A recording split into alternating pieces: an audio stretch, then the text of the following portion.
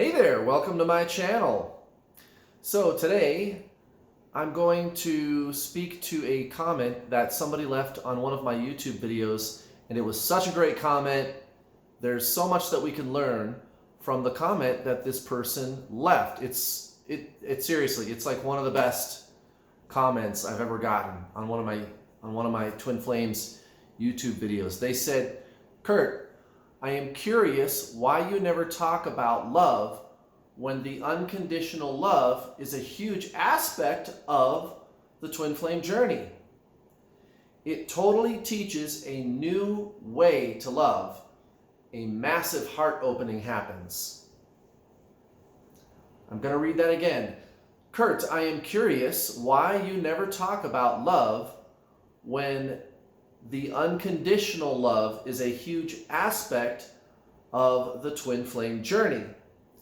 It totally teaches a new way to love. A massive heart opening happens." And I totally know what this person is talking about.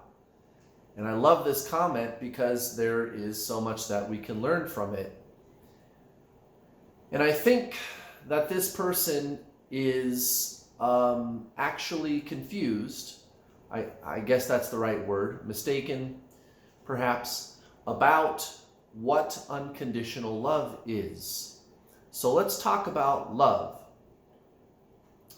And then we will talk about where the concept of unconditional love came from. So love, in the ordinary sense, we think of, like, for example, in a romantic connection, the love that you experience is like butterflies. You feel it in your chest and your heart, and it's, you love the person. I love them, and I like that myself. I've always been the kind of guy that's like really mushy, and I like that, right? And we get that. We get what love is. No problem. We understand that, right? Okay. Also, you could say it is an attachment that you have to the other person, right? Or even with a friend or a family member or your kids or whatever, you have this attachment, and you might even feel an emotional sensation in your body about this other person, though. Still, it's not like romance, but still you might love your mother and feel some kind of goodness in your body about it, like if you really love your mother or your kids or something like that. You get excited when you see them or whatever, right? And you also have an attachment to the person. You have a need or a desire for interaction or contact, or just a relating experience, a relationship with the person, lover, family, child, friend, whatever. And that love that you feel, and that's why they call emotions also feelings. It's an emotion and a feeling because you feel it in your physical body. The feeling, emotion, you feel it. It is the interaction between your astral body, what people commonly refer to as their mind, right? We are physical body, mind, and soul. Body, mind, spirit. Well, the mind is actually the astral body, and if you've been on my channel for a while, you know what I mean by that. The astral body is chakras, basically, or it's connected to chakras, right?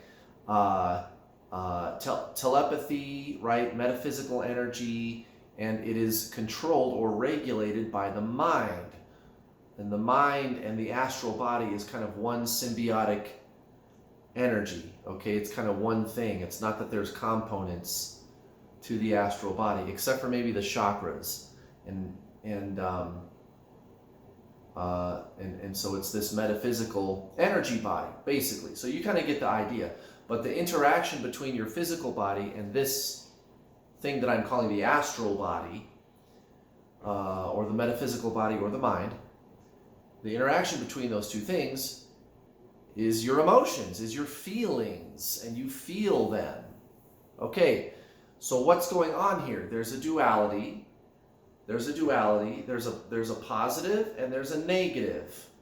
A duality. And the mind has been described as a duality for ages. Just millennia, thousands of years. Especially in Zen teachings. And it is a duality. Feel good, feel bad. I like it, I don't like it. I feel butterflies, I feel loss, I feel suffering. Positive, negative, right? Also, it's good, it's bad. I like it, I don't like it. Past, future, right? And that's where thought exists. Duality. All thought, right? That's the mind. So that's love in the conventional sense. And if you want that kind of love, you better get a soulmate, because that is not going to work with your twin flame. And those of you that have been on my channel for a while, you already know why that is. You can go watch my other videos if you're new here. All the videos where I talk about twin flames, I've actually assembled them all on a playlist on this channel. It's very easy for you to find.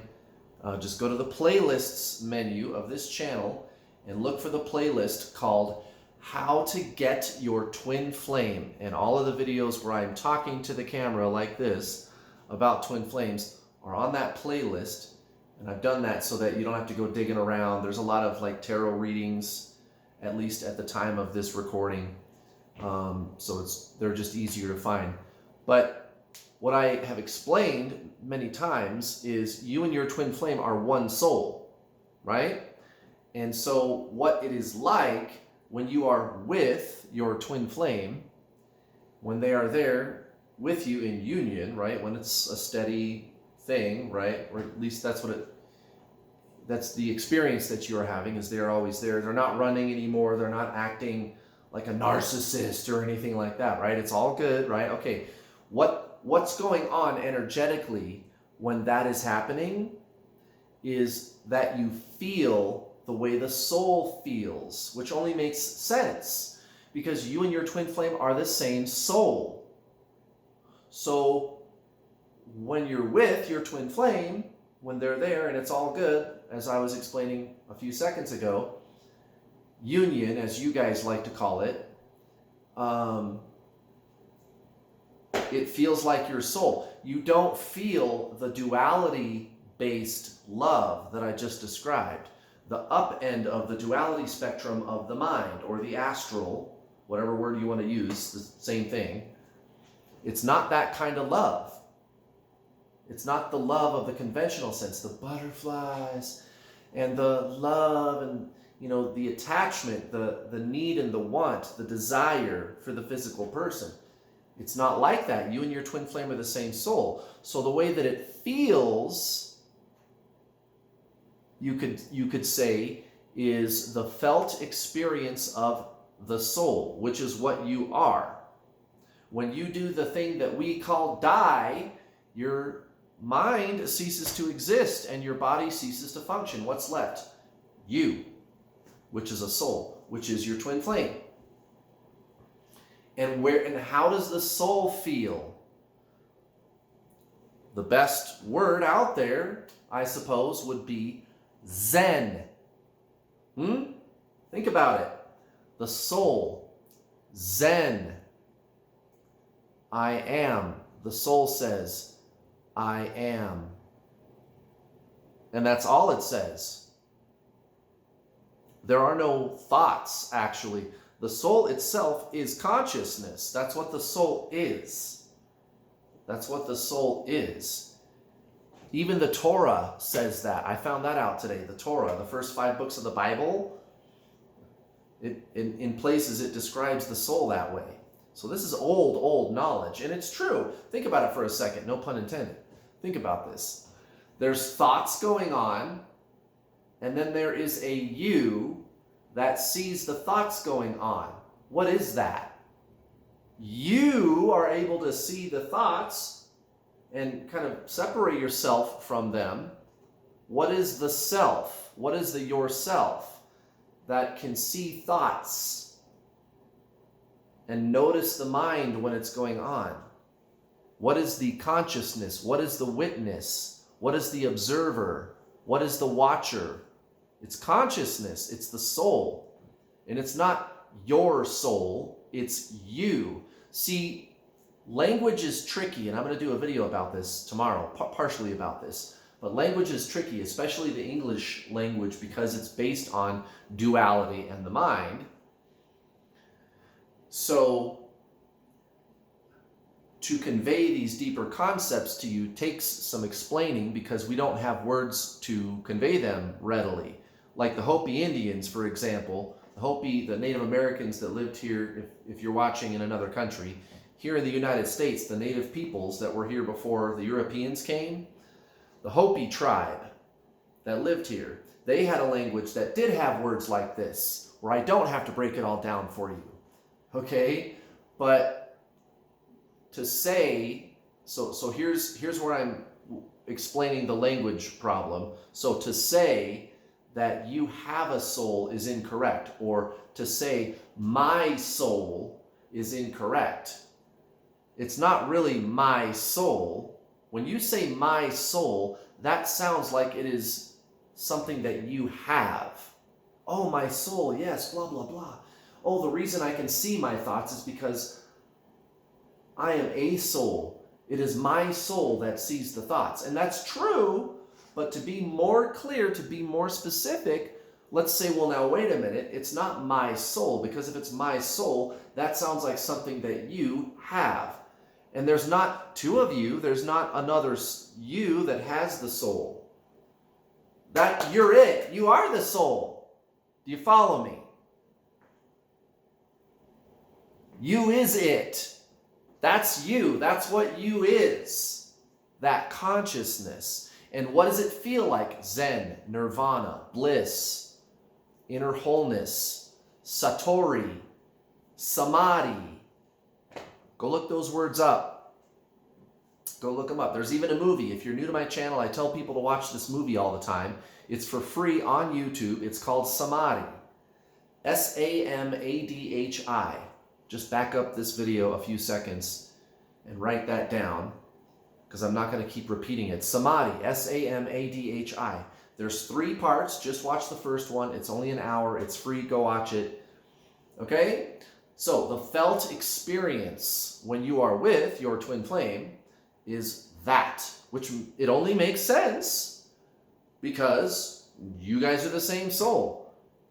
And so when I am around my twin flame, when she's there with me physically, I feel that. And if you don't, then they're running away from you, aren't they? If you feel any duality-based emotion or feeling about the person or attachment to the person, they take off. You got to do soul stuff. Now, what's this business about the unconditional love? What are we talking about? Well, unconditional love, people don't understand. You can't really understand unconditional love.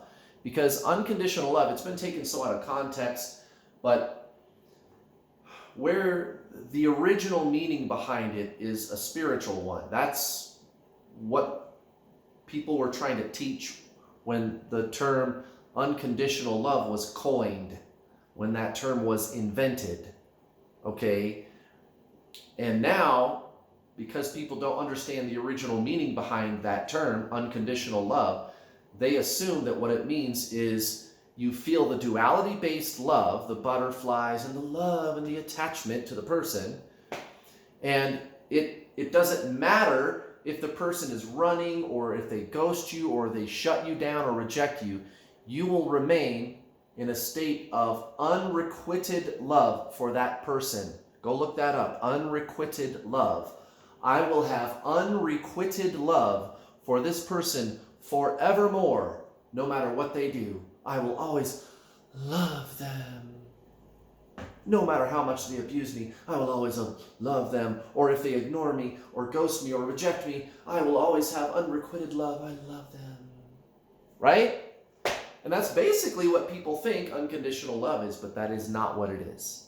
That is not what it is. And I know from this person's comment, from some of the other things that they said, that they think that's what that is. And the reason I am saying that is because what they said is something that I experienced, right? So here's what they said. They said, a massive heart opening happens in their comment. And some of you watching who are on a twin flame journey may know what this is, right? So everybody has a, I guess you could call it a Kundalini awakening of some sort, to some degree. Everybody who's met their other self, aka twin flame, you have that. That does happen, and it for most people, for everybody who has actually met their real twin flame, after the initial breakup, so the first time that they break up with you and they start running away, you feel pain either in your heart, solar plexus, or sacral chakra. In one of those three places, or a combination. It's usually here, but some people feel like they got punched in the gut, or a combination, but it's usually, for most people, it's the heart. For me, it was the heart. The pain that you feel is normal, and as long as, I always tell people, go to the doctor, make sure it's not actual medical thing, but if the doctor says you're fine, then what else could it be? Well, your twin flame took off running. There's a metaphysical reason. Go watch my video called What Are Twin Flames on the aforementioned playlist. I won't spend any time getting into that in this video so that it doesn't have to be unnecessarily long, but there's a metaphysical reason. There's something that's metaphysically triggered in your body, with your chakras, with your astral body, from their running away, that causes you to feel the pain. Well, later on the journey, you may feel this intense love in your heart. And I had that happen to me. It lasted about a month, and it was kind of nice. I mean, you feel, if you've ever experienced like butterflies, like the duality-based love for somebody, it feels really nice, right? It feels really nice, but it's not unconditional love. Unconditional love is based on the Zen of the soul. So the mind is the duality, the up or down, right? Your body, mind, soul. And so the mind, the feeling, what you feel, the felt experience of the mind is the duality love, which we're all used to. The feeling of the soul, the felt experience of the soul is Zen. It's nirvana. It's inner peace. It's a stillness. It is presence. If you've ever had like a really deep meditation and you were totally present and in the moment, it's the way you felt. It was not emotional, but you felt something. And a lot of you may relate to this statement. It felt similar to the way that you usually felt when you were a little kid. Children are born into a state of presence. That's your natural state. Because you came from soul and you incarnated here, and when you were a little kid, you were always in that state, right? Time didn't mean much to you. You were always energetically in that Zen state. It's nirvana, and it feels a certain way, and I can't describe it any better than that, because it's not thought. It is beyond description. The soul, the only definition that is of any use for what is consciousness or what is the soul would be something other than thought. The soul, consciousness, what is that? Something other than thought. Other words we could use are awareness. consciousness, the watcher, the witness, the seer, the observer, I am, presence, right? You get the idea. That is love in the pure sense, in the spiritual sense. And I like the word Zen better because it does not confuse people. If I call that love, you might think I'm talking about the duality-based love, the up end of the duality scale. And I am not. I am not. I'm talking about Zen, which is source, real love, source love, which is what your soul is, which is you. That is what you is. Remember, it's not my soul, that's you, okay? And so when you feel an experience of Zen or Satori or Samadhi, when you feel that experience, the felt experience that you're feeling is you. That is you. That is you. And it's pure love. It's real love. And it does not judge. It does not judge. It does not judge. The heart opening, it's ephemeral. It does not last. This person who left the comment, or maybe you watching, it has already happened to you, or it may happen in the future, or it is happening now. It does not last. The butterflies, that is a metaphysical thing that is happening to you. The mind is based on the duality system of emotion, and it's connected to your chakras. And your chakras is what, it's pulsating, right? There's an activation. Again, metaphysically, go watch my video called What Are Twin Flames? When you meet your twin flame, they activate you metaphysically. And some of you, all of you are going to experience the physical pain after the initial breakup. But not all of you, many of you, but not all of you will experience this. They call it like a heart activation. Oh yeah, the switch has been turned on. It's like this big stage I got to go through. There we go with the stages and the mission and the duality-based system of rules and structure and steps I have to take to get somewhere, right? Interpretation of spiritualism or the twin flame journey, so-called twin flame journey. That's not it, guys. That's all mind stuff. And all you're experiencing is more mind stuff. It's energetic.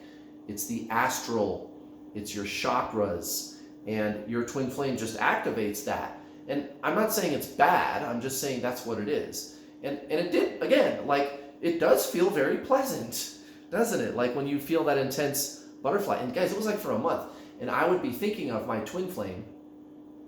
And oh my God, I felt such intense duality-based love in my heart chakra. It was so intense when I would think about her that sometimes I just started bawling and crying. But it was good. It was good crying this time. It wasn't the dark night of the soul that I had experienced before. It was just really intense. It was really intense. And